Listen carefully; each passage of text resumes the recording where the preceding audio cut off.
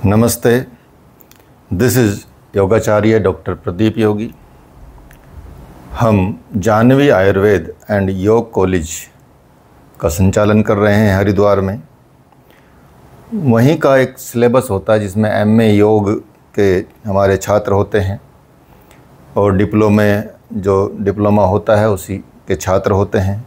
उन छात्रों का एक विषय होता है जिसमें उनको प्रैक्टिकल होता है, बाकी थ्योरी भी होती है, जैसे फंडामेंटल ऑफ योग, श्रीमद् भगवद गीता, हठ योग के सिद्धांत, एनाटॉमी फिजियोलॉजी, प्रैक्टिकल 1, प्रैक्टिकल 2, ऐसे चीज़ें होती हैं और ऐसी अन्य सेमेस्टर्स में भी सब्जेक्ट होते हैं।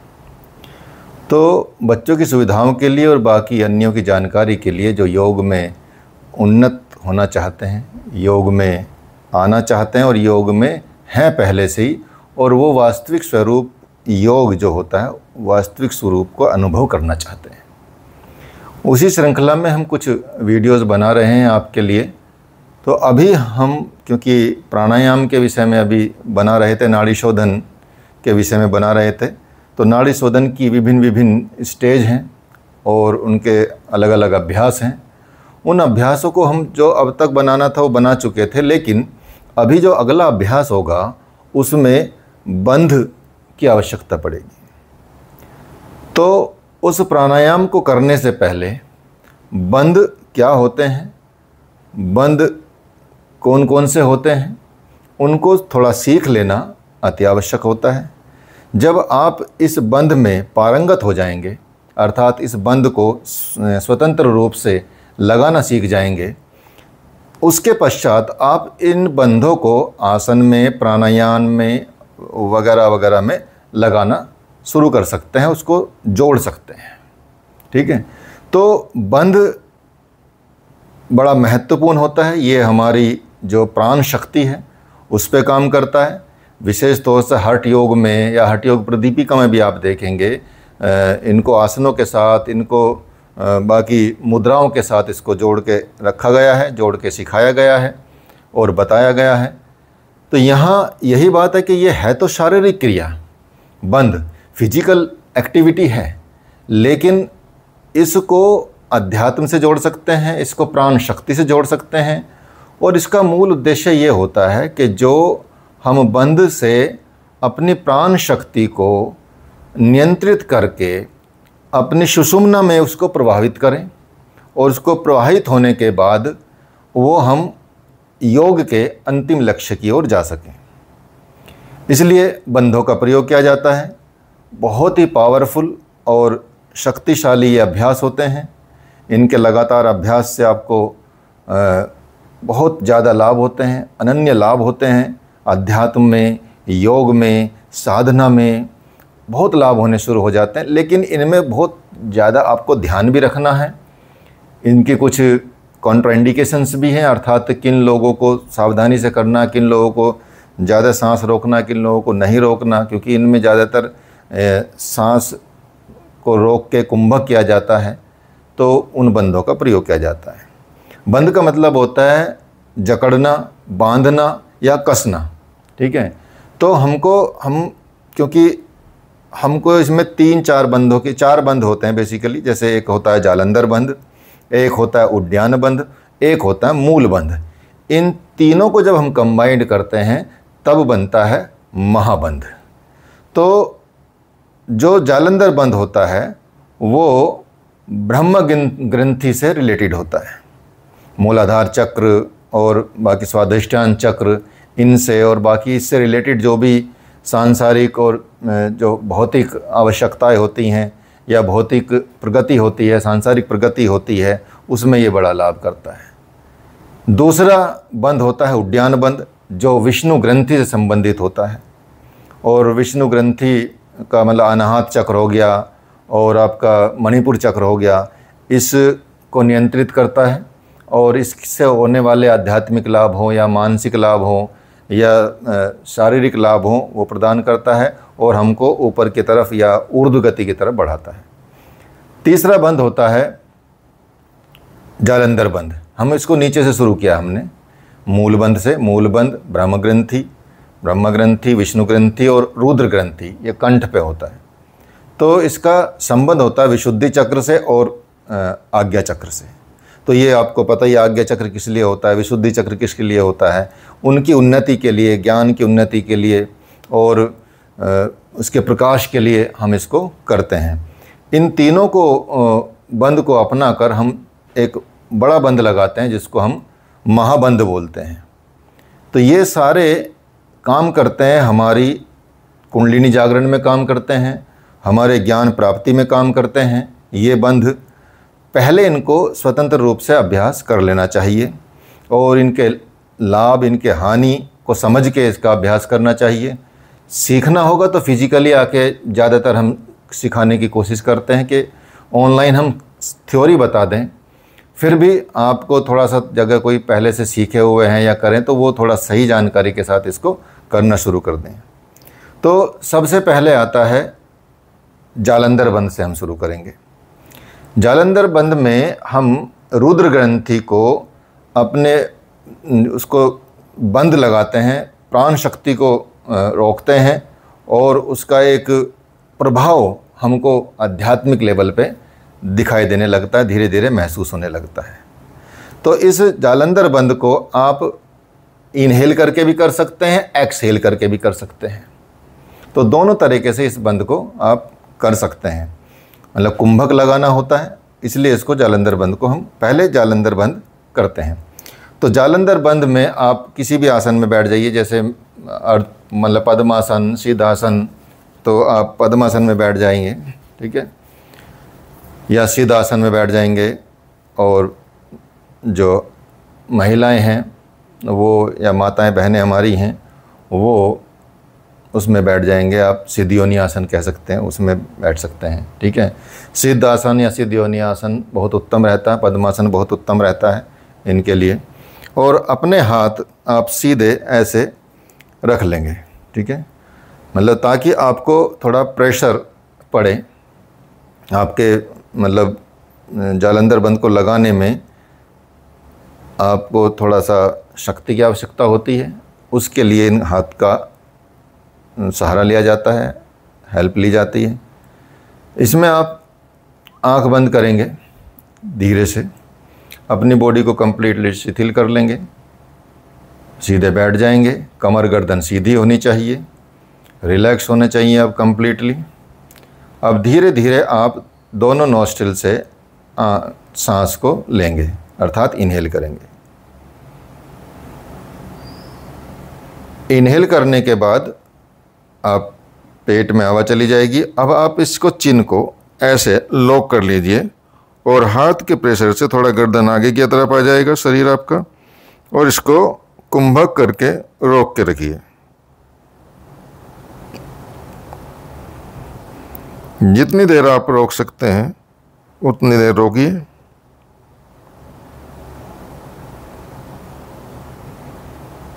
फिर जब आप लगे कि आप अभी और नहीं रोक सकते तो सहज रूप से आप गर्दन सीधी करेंगे, पहले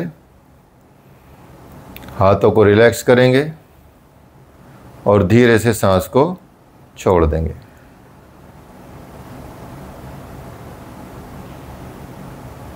ये हो गया आपका जालंधर बंध। तो इस तरह से आप जालंधर बंध का अभ्यास करेंगे।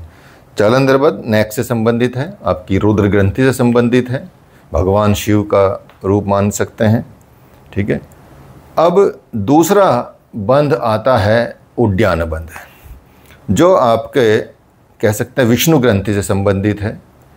इसमें हमको बहुत शक्ति लगानी पड़ती है, ताकत लगानी पड़ती है, और ये बंध के अभ्यास से आप आगे आने वाले समय में नौली क्रिया कर सकते हैं। नौली के लिए ये प्रारंभिक अभ्यास भी कह सकते हैं इसको, क्योंकि इससे आपको अपनी जो स्टमक की मसल है, पेट की मसल्स हैं, उदर की मसल्स हैं, कोशिकाएं हैं, उनको आपको नियंत्रित करना आ जाता है और वो आप पूरा अंदर की तरफ खींचेंगे। क्लियर है। जालंधर बंध का प्रयोग हर बंध में साथ में किया जाएगा, क्योंकि इसी के साथ रोका जाता है, ठीक है। अधिकांशतः यही होता है। क्योंकि आप कुंभक कर रहे हैं, इनहेल कर रहे हैं, तो ये देखना कि किसी को हृदय की बीमारी तो नहीं है, उच्च रक्तचाप तो नहीं है, किसी का ऑपरेशन तो नहीं हुआ है, ऐसा गर्भवती महिलाएं, उनको विशेष तौर से ध्यान रखना है और पूछना है। क्लियर है? तो यहाँ पे हम क्या करेंगे, एक्सहेल करके कुंभक करेंगे।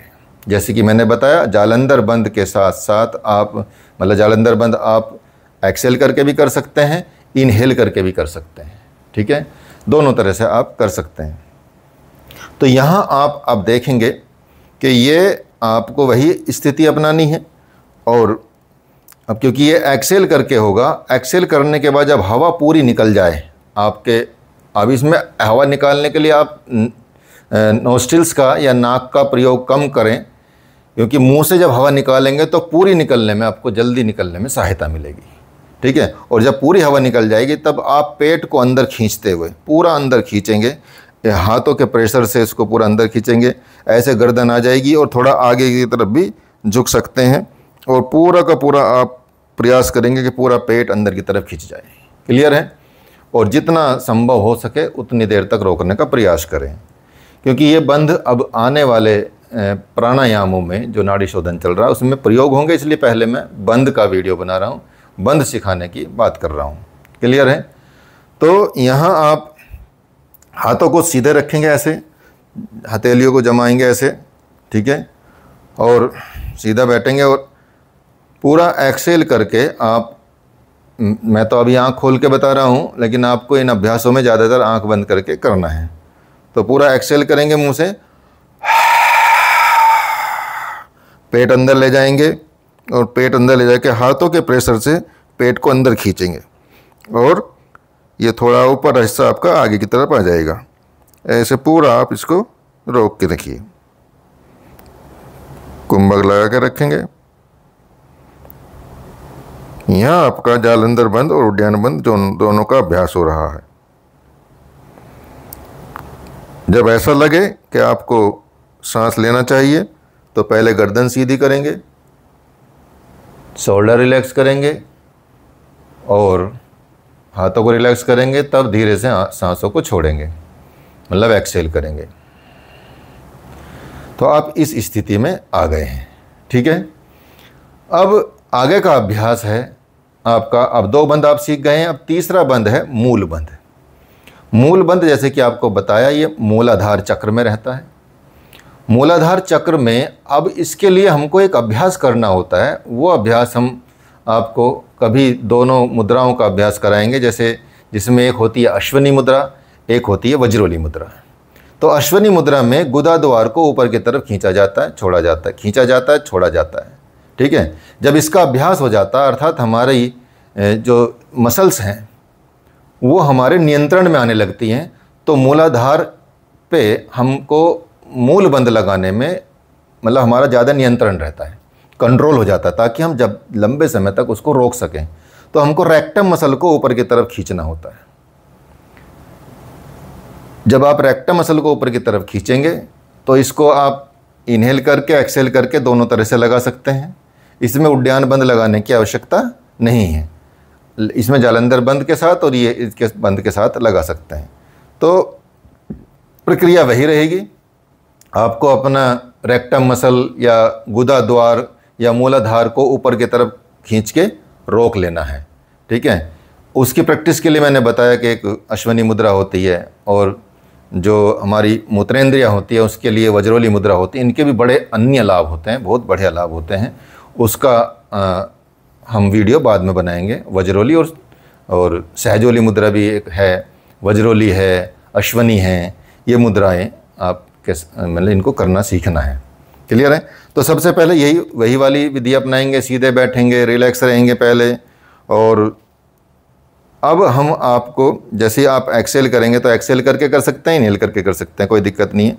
तो यहाँ हम एक्सहेल करके कर रहे हैं, तो एक्सहेल करेंगे, एक्सहेल किया, जालंधर बंद मूल बंद लगाया, जालंधर बंद लग ही गया है और हमने मूल बंद लगाया है। हमने रेक्टम मसल को ऊपर खींचा हुआ है, इसको रोका हुआ है। एक सांस रोकना है जितनी देर तक आप रोक सकते हैं। फिर धीरे धीरे से पहले आपको जालंधर बंद छोड़ना है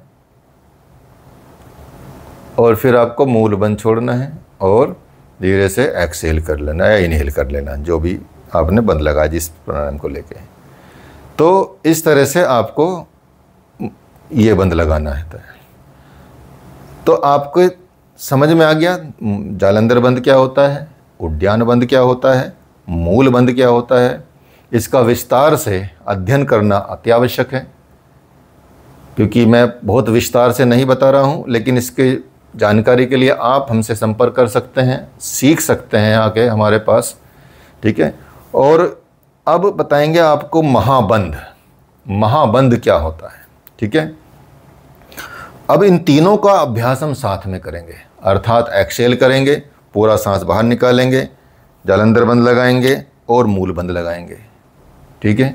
तो पहले जालंधर बंद लग जाएगा, उद्यान बंद लग जाएगा और मूल बंद लग जाएगा। लेकिन जब छोड़ेंगे तो पहले हम मूल बंद छोड़ेंगे, फिर उद्यान बंद छोड़ेंगे और फिर जालंधर बंद छोड़ेंगे। लगाएंगे ऊपर से, छोड़ेंगे नीचे से, ठीक है। इन तीनों का एक साथ अभ्यास हमको करना है। क्लियर है? तो पूरा एक्सेल करके आप इनहेल करके भी कर सकते हैं, दोनों विधियां हैं, प्रैक्टिस दोनों की करनी चाहिए। पद्मासन सिद्धासन में बैठें और एक्सेल करें, हाथों की पोजीशन वही रहेगी। मुंह से एक्सेल कर सकते हैं, जालंधर लगा, उद्यान लगा और मूल बंद लगाया।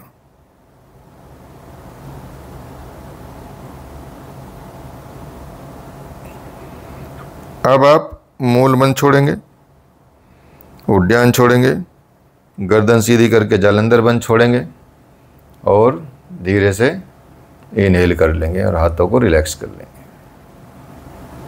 इस तरह से इन तीनों बंधों की प्रैक्टिस आपको करनी है, अच्छे से सीख के करनी है, अच्छे से समझ के करनी है, सावधानियों के साथ करनी है, ठीक है। बिना सावधानी बरते कोई आसन अभ्यास योग का नहीं करना चाहिए।